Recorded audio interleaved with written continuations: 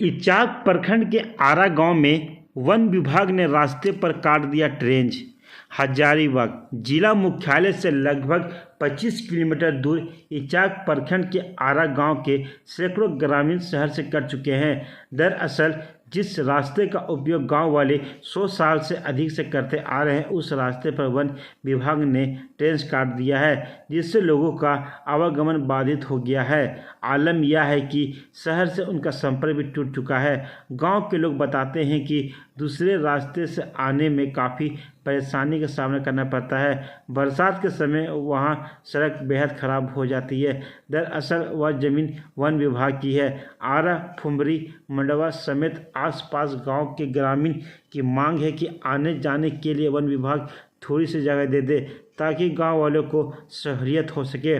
दरअसल वन विभाग ने हजारीबाग में 10 एकड़ ज़मीन जिसका अतिक्रमण किया गया है, उसे अभियान चलाकर मुक्त करा दिया गया है। वहां वन विभाग ने अपनी ज़मीन पहचान के लिए ट्रेंच तक काट डाला है। इस बात को लेकर हजारीबाग के इचाक प्रखंड के फुमरी, मंडवा, कालाद्वार समेत कई गांव के ग्रामीण आक्रोशित है। ग्रामीणों का कहना है कि 100 साल से अधिक समय इस जमीन का उपयोग रास्ते के रूप में किया जाता था, लेकिन वन विभाग ने उसे सड़क पर ही ट्रेंच कट कर आवागमन बाधित कर दिया है, जिससे ग्रामीण लोगों के साथ साथ स्कूल के बच्चों को काफ़ी परेशानी का सामना करना पड़ेगा। उन्होंने दूसरे रास्ते से का उपयोग करना पड़ेगा, जिससे दूरी उसकी बढ़ जाएगी। यहाँ तो आरा यार, फुफंदी और मड़पा यार, इधर है अम्बाटांड वगैरह, कालाद्वार वगैरह का ग्रामीण का इतना तकलीफ है। सरकार चाहती है किसानों का समस्या का समाधान करेंगे, कृषि के उत्पादकता तो बढ़ाएंगे, लेकिन कृषि को का उत्पादकता बढ़ाएंगे कि कृषि का आवागमन भी बाधित कर दिया जा रहा है फॉरेस्ट के द्वारा। हम मांग करते हैं सरकार से, ये निकम्मी सरकार से, कि किसानों का समस्या को समाधान करने के लिए जो रोड 100 बरस से आना जाना कर रहा है, लोग 100 बरस से कई पुष्ट लोग यहाँ आना जाना करते हैं, खेती करते हैं, उसको अविलंब खोला जाए और ये पक्की नहीं बना करके जो मिट्टी मुर्रम का रास्ता है वो बरकरार रखना चाहिए। इसके साथ जो सरकार को बनाना है, एनओसी देना है, एनओसी देता है तो सड़क पक्कीकरण किया जाए, यही हम मांग करते हैं। और सरकार से भी कहते हैं कि किसानों का समस्या का समाधान के लिए रोड बाधित करने का ये आवश्यकता नहीं है, रोड को खोलने की आवश्यकता है। वन जीवों को बचाने के लिए तार को घेरावा करके बचाया जा सकता है, ये कि नहीं ट्रेंच काट करके करना है। ट्रेंच काटना है तो पूरे फॉरेस्ट को ट्रेंच काटा जाए। ये अरे गांव के फॉरेस्ट है, ये बात नहीं है, हर जगह पर फॉरेस्ट है, फॉरेस्ट को ट्रेंच काट करके अपना वन सीमा के अंदर किया जाए, यथाशीघ्र इस रास्ता को खोला जाए। हम यही मांग करते हैं पूरे जनता जनार्दन के साथ। भारतीय जनता पार्टी प्रखंड अध्यक्ष भाजपा इचाक पूर्वी।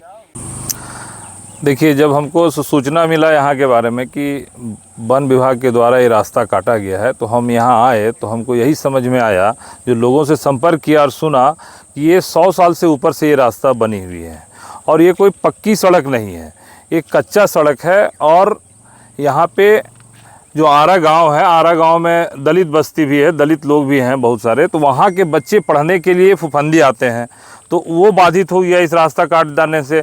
दूसरा है कि जो यहाँ अम्बाटांड है, आपका फुफंदी है, आपका मड़पा है, इस तरह से जो 4 गांव का जो लोग है खेती करने उधर किसान जाते हैं, तो उनको जाने से ये बाधित हो गया है रास्ता कट जाने से।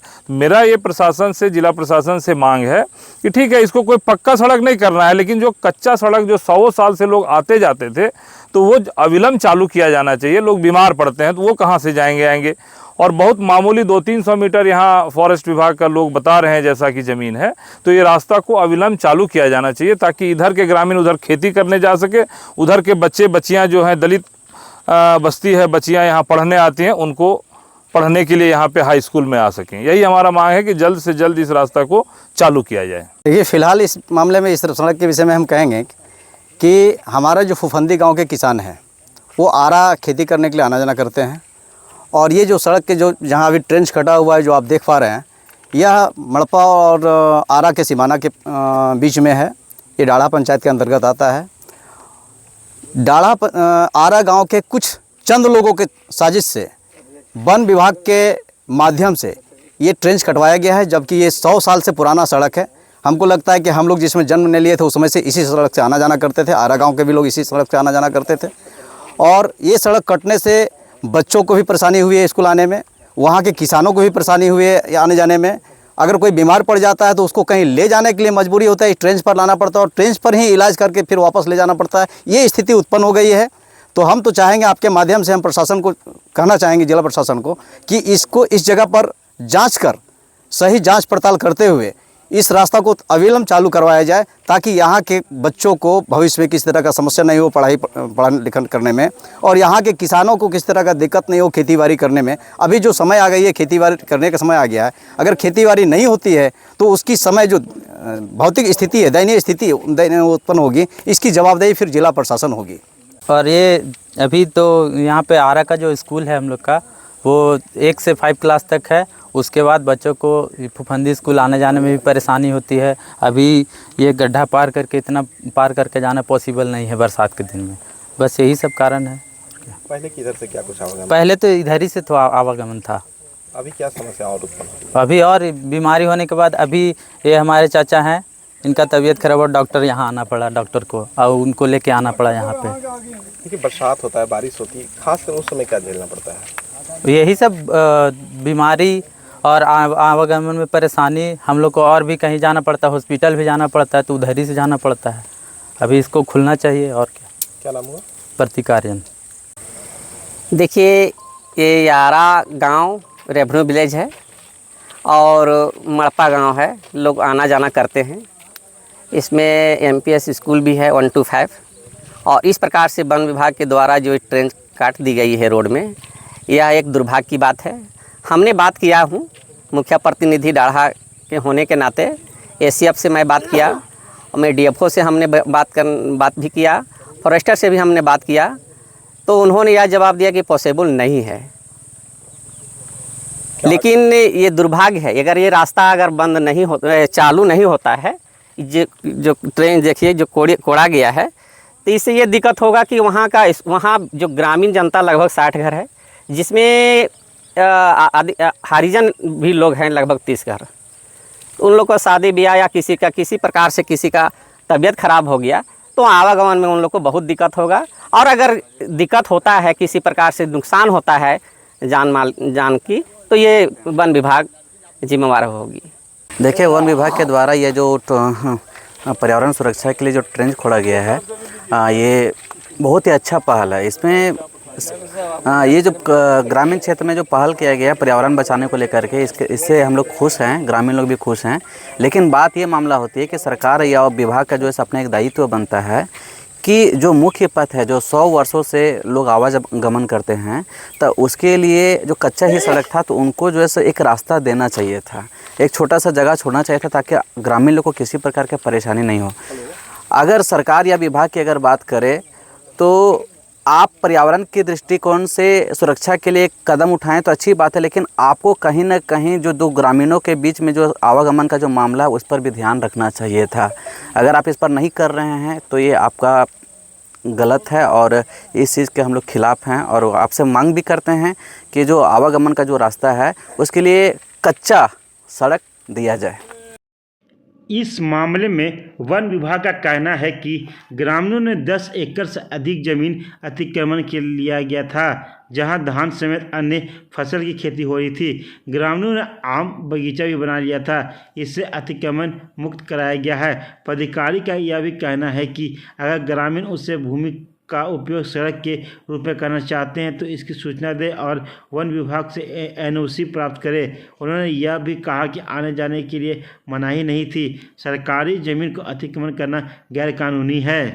ये इचाक में जो आरा बस्ती है उसमें विगत कई वर्षों से वो लोग अतिक्रमण करके सरसों और गेहूँ इस सब का खेती कर रहा था। बहुत सा आम का गाछ भी लगा करके अतिक्रमण कर दिया और जब हमारे संज्ञान में आया तो उसको लगभग 10 एकड़ ज़मीन हम लोग जो है जोत करके ट्रैक्टर से जोतवा करके उसको अतिक्रमण मुक्त कराए और उसी समय प्लानिंग किए कि इसमें यदि वृक्षारोपण हो जाए तो ये इसका अतिक्रमण तभी ही रोकना संभव है। और हम लोगों ने तुरंत जो है RCCF साहब से बात करके वन रोपण समिति का बैठक करवा करके उसको भेजे और उसमें वन रोपण आ भी गया।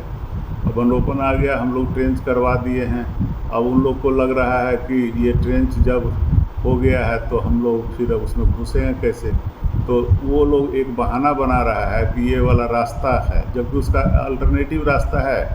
वो अल्टरनेटिव रास्ता यदि वो यूज करता है तो मन हमारा मन किसी तरह का जंगल की क्षति नहीं होगा, लेकिन वो लोग जो है उसको छोड़ करके चाह रहा है कि ये थोड़ा शॉर्ट पड़ता है, लेकिन उसके चलते चाह रहा है कि हम मेन मोटिव है कि हम पुनः अतिक्रमण करें।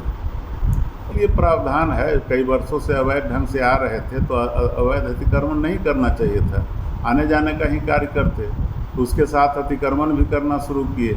अब यदि उनको वो रास्ता चाहिए तो वो किसी गवर्नमेंट एजेंसी के माध्यम से वो रास्ता का प्रस्ताव बना करके भिजवावें और वन विभाग से एनओसी का मांग किया जाएगा, एफआरए में उसको एनओसी दिया जाएगा और वो रास्ता मिलेगा। हम लोग तो वो जो पहले वाला रास्ता है वो सर्वे रोड है, सर्वे रोड वो है तो उसको हम लोग चालू करवा दिए। ग्रामीण लोग श्रम दान करके उसको जो है आरा गांव के जो ग्रामीण है वो जंगल के प्रति संवेदनशील है और जंगल बचाने के लिए वो हमेशा प्रयत्नशील रहता है। उन्हीं लोग के सहयोग से हम लोग अतिक्रमण को हटाए हैं। और जो आदमी अतिक्रमण किए हुए हैं वो कई बार प्रयास किया है। एक दिन तो आरसीएफ साहब के यहाँ बैठे हुए थे, हमको बाद में पता चला कि उस पर 4 केस है, तो वो उस तरह का आपराधिक लोग है और वो चाहता है कि हम रास्ता को किसी तरह से बंद करके और फिर वही अतिक्रमण का अपना काम जारी रखें।